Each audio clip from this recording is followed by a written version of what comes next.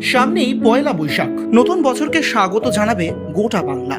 শুরু হবে নতুন বছর, বাংলার 1431 সাল।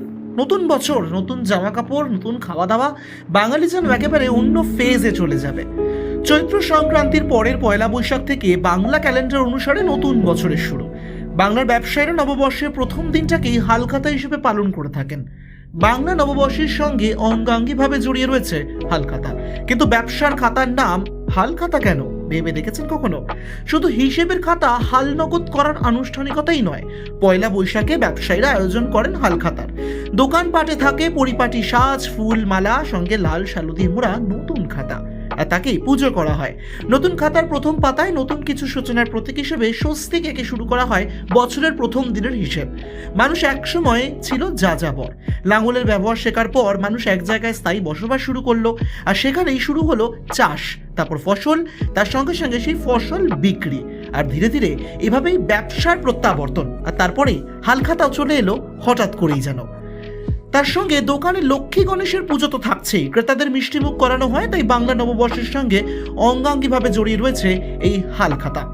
365 দিন অর্থাৎ এক বছর পার হওয়ার পর হিসেব নিকে শেষ করা হয়।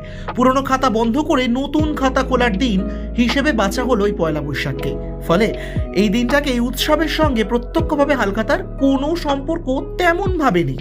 কাকতালীয়ভাবে দিন দুটো এক হয়ে গিয়েছে। অনেকে দাবি করেন হাল শব্দ নাকি সংস্কৃত ও ফরাসি দুটো ভাষা থেকে এসেছে। সংস্কৃতে হল শব্দের মানে লাঙল, আর তার থেকেই বাংলায় হাল। ফরাসি থেকে আসা হাল শব্দের অর্থ নতুন।